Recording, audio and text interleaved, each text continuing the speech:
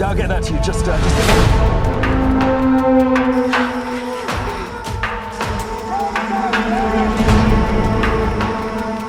Guys,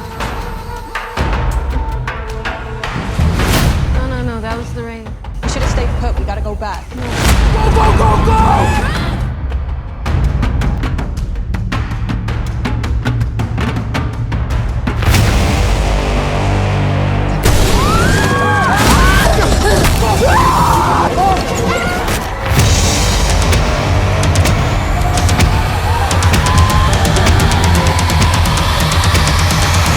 See you.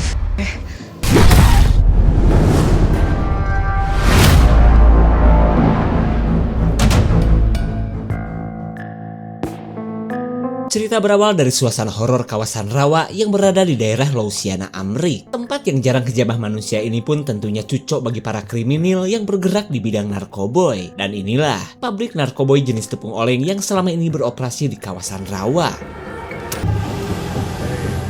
Sebagai para pelaku UMKM di bidang barang haram, mereka selalu menculik dan mempekerjakan orang-orang yang tak berdosa. Bahkan para penjahat ini tidak segan-segan akan menjedor siapapun yang melawan atau coba-coba kabur. Move it! Time as we tell you to slow down. Come on! Setelah 2 tahun meniti karir, perusahaan mereka kini sedang berada di ujung tanduk. Karena tanpa ada yang sadar, segambreng pasukan khusus sedang bergerak untuk menggerebek mereka.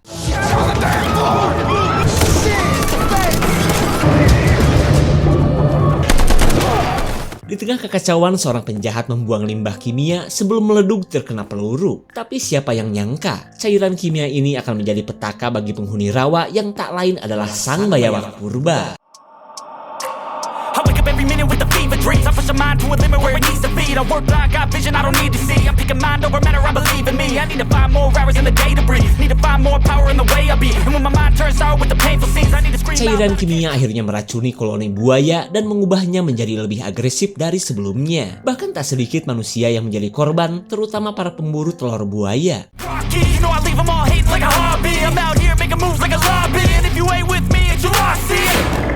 Beberapa waktu berlalu kita beralih ke negara bagian Texas, tepatnya ke seorang ciwi non haredang bernama Kyle, mahasiswi jurusan biologi yang sedang merana akibat kematian kakaknya. Makanya, daripada mengikuti pelajaran, ia lebih fokus chatan dengan temannya yang akan menemaninya ke Florida. More eloquently. Oh my god, I missed you so. They're here. We should go. Huh? I had to. Kyle tidak menyangka temannya sudah datang dalam rangka menabur abu kakaknya Kyle di sebuah sungai di daerah Louisiana. Namun wanita bernama Alice ini meminta maaf karena ia turut membawa teman-teman mereka. Alasannya sih untuk menghemat ongkos karena seperti yang mereka tahu, Malika dan Sam adalah anak orang kaya.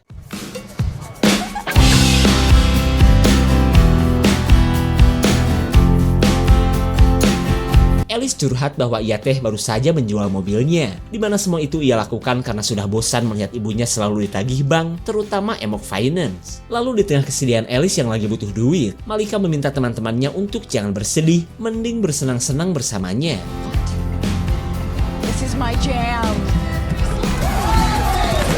Singkat cerita, mereka berada di sebuah penginapan sebelum melanjutkan perjalanan esok hari. Karena rencananya, Malika akan mengajak mereka ke kota Miami setelah Kyle melakukan misi menabur abu. Terlihat Kyle dan Alice pun merasa senang meskipun kelakuan Malika kadang-kadang musingkeun dan sombong gak ketulungan. Lalu di tengah kebersamaan pasangan Bestie Forever ini, Alice tiba-tiba nyeletuk bahwa ia lope kepada Kyle. Sontak Kyle pun jadi geuleuh dan menghindari obrolan yang mulai offset ini.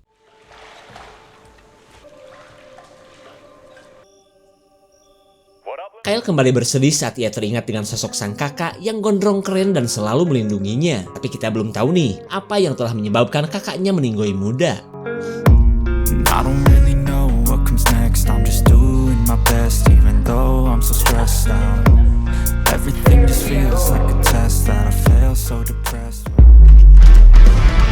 From my brain to the streets of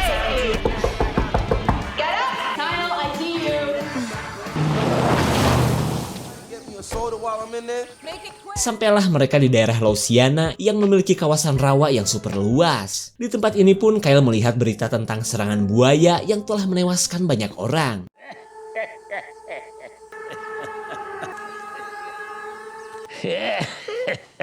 Alright. Seorang warga mengingatkan Kyle untuk berhati-hati karena tempat ini sudah berada dekat dengan rawa. Tapi belum banyak yang dikatakan oleh si Abah, Malika malah mengajak Kyle untuk melanjutkan perjalanan. You're not telling me something. It's just hard, you know? It's big business. Surprise for you guys. Diam-diam Malika sudah menyiapkan sebuah pesawat yang akan membawa mereka ke Miami. Kemudian Alice dan Sam protes karena seperti yang mereka tahu, Kyle paling benci dengan naik pesawat. Tapi karena sudah terlanjur bayar, Malika sama sekali tidak peduli. Malahan dari sekarang ia akan mengatur perjalanan mereka sampai nanti di Miami. Welcome to Frank Airlines. Mereka bertemu dengan seorang pilot bernama Frank yang sebelumnya telah dihubungi oleh Malika. Namun kelakuan Frank yang malah ngejarcok di dekat pesawat membuat Sam curiga jika pria ini hanyalah pilot abal-abal yang tahu pedal gas doang. Pedal gas gak tuh? Frank menyuruh Sam untuk jangan khawatir karena ia adalah mantan angkatan udara. Jadi ia tahu betul apa yang sudah menjadi kebiasaannya. I don't mind driving. Yeah. Come on. Okay. All right. Don't underestimate people. Okay, listen people. Singkat cerita, para penumpang kini telah berkumpul dan akan menuju sebuah bandara lain di Florida. Frank pun katanya akan terbang rendah agar para penumpang bisa melihat keindahan rawa yang super luas. Get on people, let's hustle. Where did you find this guy? Oh, hi, Damien. Yeah, what? Excuse me, sir, but you need to... Kyle dan para penumpang budiman terlihat kesal dengan si pengusaha sempak yang malah teleponan di dalam pesawat. Bahkan seorang om-om sudah gedek karena nih orang tidak menghiraukan perkataannya. Come on! Padahal cuma kesundul ubun-ubun, pesawat imun ini akhirnya oleng tak terkendali. Terlihat Frank dan si kopilot pun panik karena pesawat yang sudah tua ini malah mengalami gangguan mesin.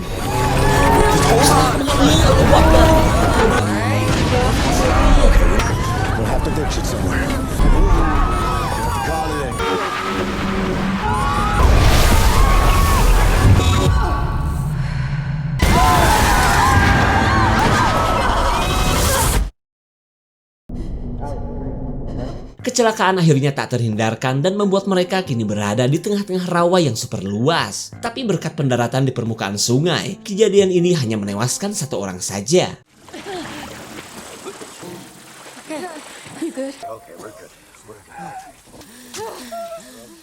Si Ece terlihat bersedih karena kejadian ini, ia menjadi seorang janda. Kemudian Kyle menemui Frank kali aja masih ada alat komunikasi yang bisa mereka gunakan untuk meminta bantuan. Tapi sayang, selain pesawat tidak memiliki kotak hitam, HP pun gak akan berguna di tempat susah sinyal seperti ini. And then I'm gonna pull, okay? You just gotta breathe.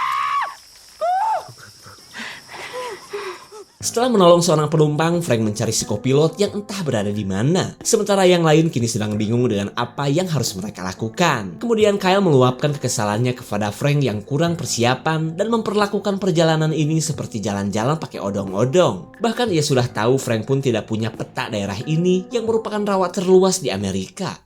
Without shelter from the heat and... She's right. Setelah mengakui kesalahannya, Frank pun mengaku bahwa pesawat yang mereka gunakan sebenarnya sudah tidak layak terbang. Tapi ya, karena nasi sudah menjadi buriam, Frank mengajak para penumpang kembali ke landasan pesawat yang menurutnya palingan cuma 60 km. We experienced problems soon after we took. Experience problems? Semua orang auto kaget dengan rencana Frank yang sungguh di luar galaksi. Terutama bagi si Ece yang bernama Maude ini. Ia gak mau betis atletisnya baret-baret jika harus berjalan ke kerosakan menyusuri rawa. Karena gak punya pilihan, Kyle mengajak yang lain untuk mengikuti rencana Frank. Lanjut mereka pun mengumpulkan barang-barang yang sekiranya berguna untuk perjalanan panjang ini.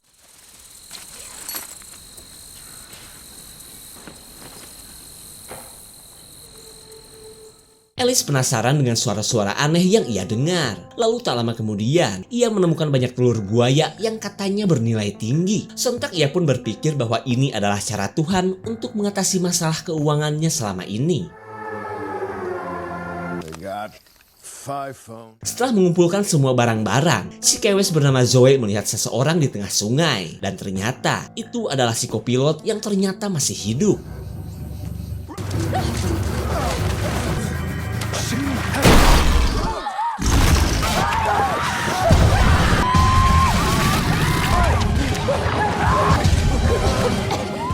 Semua orang benar-benar syok melihat si kopilot tewas dicaplok buaya. Lalu dari ilmu bayawak yang Kyle pelajari, perilaku buaya semacam ini biasanya dalam rangka melindungi sarang mereka. Dan karena keadaan sudah gak aman lagi, mereka pun bergegas pergi sesuai rencana Frank tadi.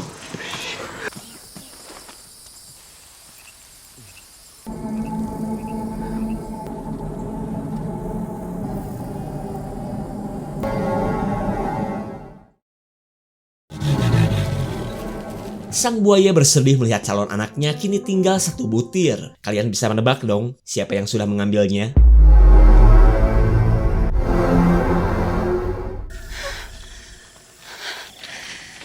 Richard, my heart. Oh. Setelah cukup jauh berjalan, lutut si Ece katanya sudah leklok dan gak kuat meneruskan perjalanan. Lalu ketika Kyle mengajak untuk beristirahat, Malika kesal akan sikap Kyle yang sok jadi pemimpin. Tapi karena itu memang yang terbaik, semua orang akhirnya sepakat untuk melanjutkan perjalanan esok hari. Alice, didn't you have that lighter in? Bodies off the white ground.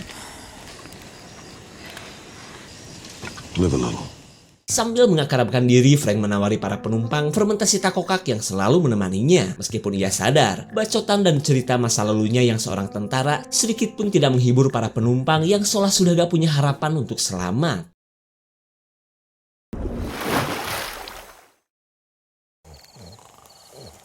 Saat semua orang tertidur, si pengusaha beban yang kebelet ngompol mencari lapak yang aman untuk mengeluarkan belalainya. Lalu tiba-tiba, ia riuh sendiri saat mendapat panggilan dari seseorang. Don't you dare hang up. Can you hear me?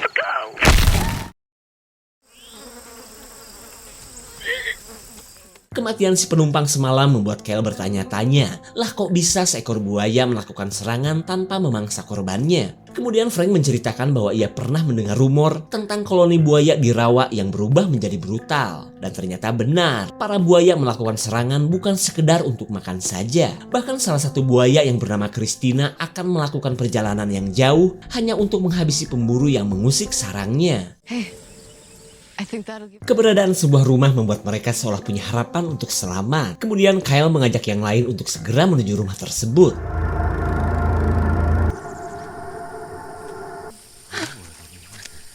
It's here. Stop.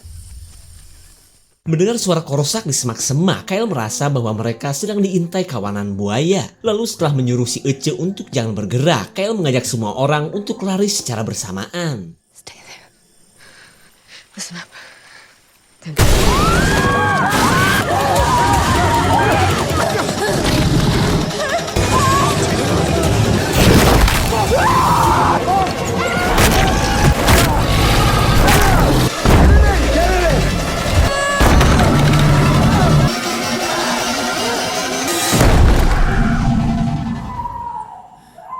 Mereka bisa mendengar teriakan si Ece yang sedang dimukbang koloni buaya aneh. Akan tetapi mereka tidak bisa berbuat banyak karena takut menjadi korban selanjutnya.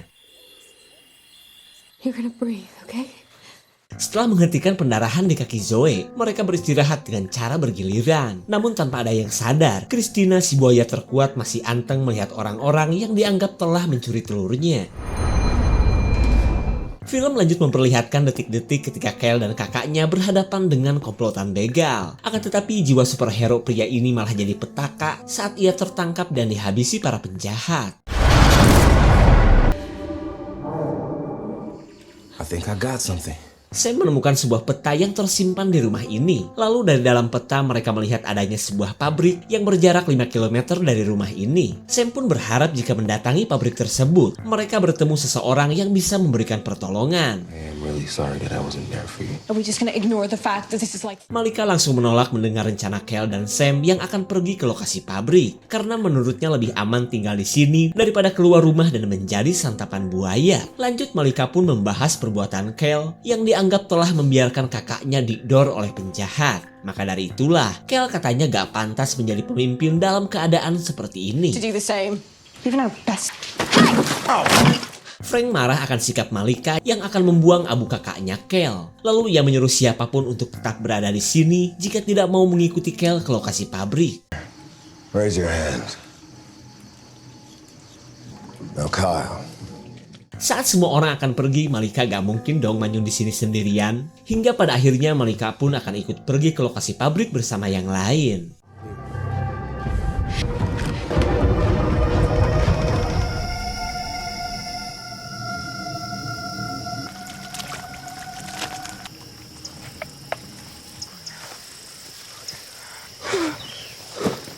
Makin lama kondisi Zoe semakin parah akibat luka di kakinya. Lalu ketika si pacar terus menyemangatinya, Malika malah meminta semua orang untuk meninggalkan Zoe. What did you say? You are so... I really want her to die. Is that bad? Perkataan dari Malika membuat Zoe seolah punya energi tambahan. Lalu tiba-tiba Sam mendengar keberadaan sungai yang bisa membawa mereka dengan cepat ke lokasi pabrik.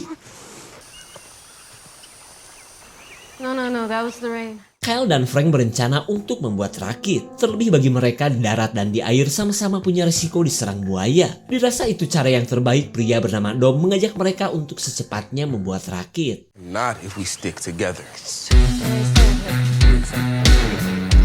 Alright, let's go, Frank. Let's...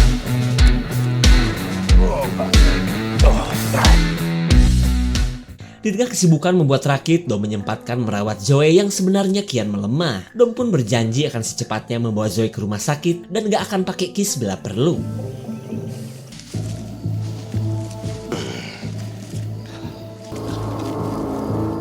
Alice merasa ada sesuatu di balik semak-semak. Lalu ketika yang lain sibuk menyelesaikan rakit, ia mencari tahu ada apa sebenarnya di dalam semak-semak ini. Where's Alice? At least you was. Shit. I see you. I am not leaving without her. I'm here. Setelah menyerang seekor buaya, Alice meminta teman-temannya untuk secepatnya berangkat. Hurry up! Go, go, go, go, go! Let's go, I know! Saat buaya berdatangan, Zoe merasa perjuangan pacar dan yang lain akan sia-sia. Lalu ia nekat untuk mengalihkan perhatian buaya dengan mengorbankan dirinya.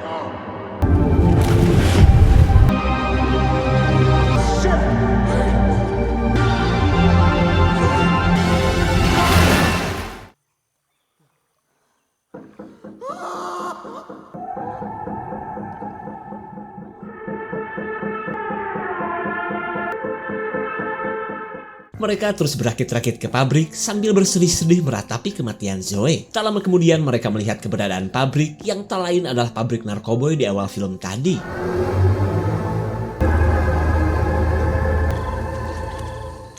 Mereka baru tahu bahwa bangunan ini ternyata sangat sepi dan terbengkalai. Di tempat ini pun mereka menemukan banyak selongsong peluru yang tentunya gak asing bagi Frank. Dimana menurut Frank peluru jenis ini biasanya digunakan pasukan khusus anti narkoboy. Hingga ia pun bisa menebak bahwa tempat ini adalah pabrik narkoboy yang telah digerebek pasukan khusus.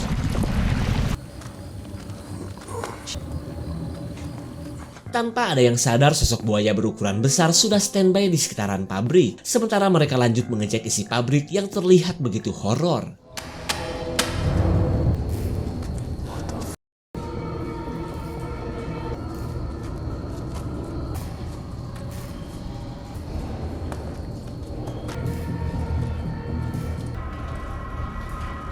What is this? Mereka kini berada di ruangan utama tempat dibuatnya narkoboy jenis tepung oleng. Kemudian Frank menyuruh untuk berpencar, kali aja ada radio yang bisa mereka gunakan. Find a phone, radio. Quiet about it. Let's go. It's okay.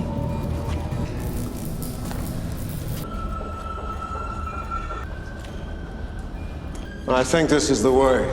Frank menyuruh Alice untuk pergi duluan. Padahal ia akan meluapkan kemarahannya kepada Malika yang dari kemarin merasa paling sok dibanding teman-temannya. Why are you looking at me like that? Taking that mod.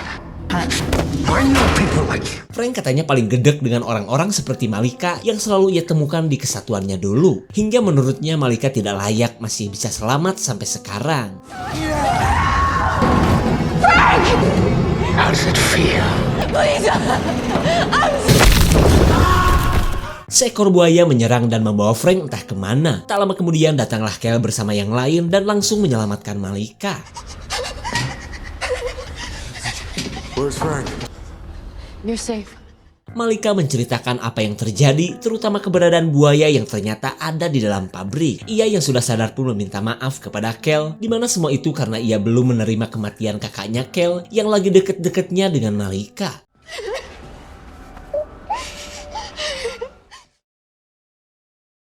Singkat cerita, mereka yang tinggal berlima melanjutkan pencarian radio. Namun tanpa ada yang tahu mereka sebenarnya masuk ke sebuah tempat yang sudah dijadikan sarang oleh buaya aneh.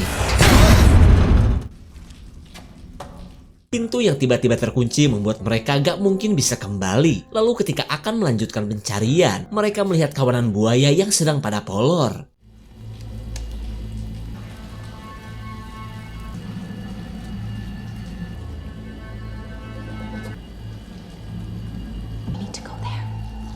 Kel akhirnya menemukan ruang kontrol yang memiliki radio. Lalu tanpa berlama-lama Kel menuju ruang kontrol dengan melewati kawanan buaya yang sedang tidur.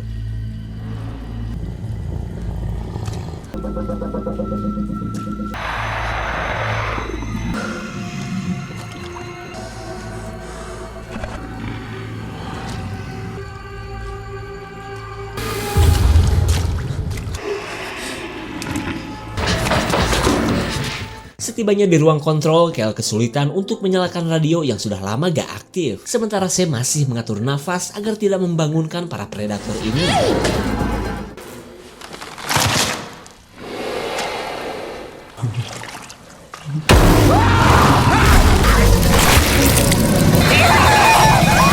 Sam akhirnya turut menjadi korban oleh serangan buaya. Tapi untungnya Kel berhasil menghubungi seseorang yang katanya akan mendatangkan bantuan.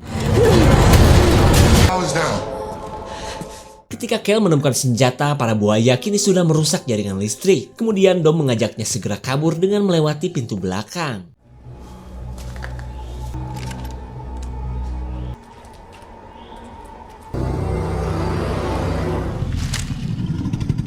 Untuk pertama kalinya mereka berhadapan dengan si buaya Christina yang sejak kemarin mengikuti mereka. Melihat ciri-ciri buaya yang dikatakan Frank, Ellie sadar bahwa ini adalah si Christina yang sedang mencari telur-telurnya yang sudah ia curi.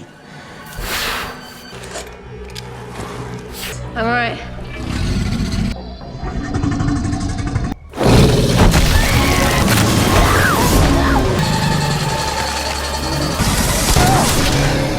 Dom dan Malika gercep menyelamatkan Alice dan segera membawanya keluar pabrik. Di saat itu pula Kel mengalihkan perhatian Bu Christina yang masih emosi kepada Alice si penculik anak-anaknya.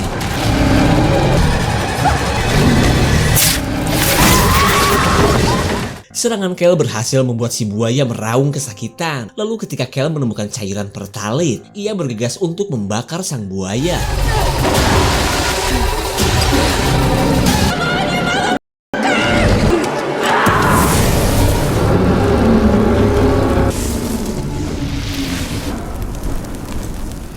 Akhirnya si buaya benar-benar gosong berkat perjuangan Kel. Lanjut mereka pun meninggalkan pabrik untuk menuju lokasi penjemputan. Losing time, I'm fading fast. I just wanna make it last. Try to let go of the past. I close my eyes, embrace the blast. Sleepless nights and headaches stack. Restlessness to hell and back. What's my purpose? What do I grab? Kejadian yang dialami Kel membuatnya kini menjadi wanita strong dan berani menjalani hidup dengan percaya diri. Bahkan ia bisa melakukan misi tabur abu sang kakak yang sejak dulu selalu menemaninya. Okay, big bro. I'm living life now, dude. Just gotta believe there's something that'll give you relief. There's something that'll have what you need. What you need. We're broken. Kemudian kita kembali ke pedalaman rawa ketika Frank baru sadar karena ternyata ia masih hidup. Tapi baru juga sadar tibalah waktunya sang buaya akan menikmati hasil tangkapannya.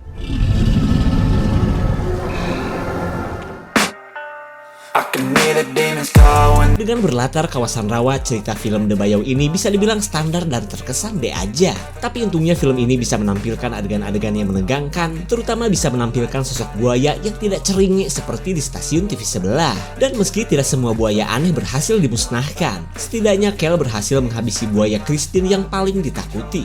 Segitu saja untuk klip dan review kali ini. Terima kasih dan sampai jumpa. All is lost, but I know it's not true. I wanna put up all my walls, cause I'm not in the mood. mood, but then I cut myself off from the rest of the room. I know that time can heal it.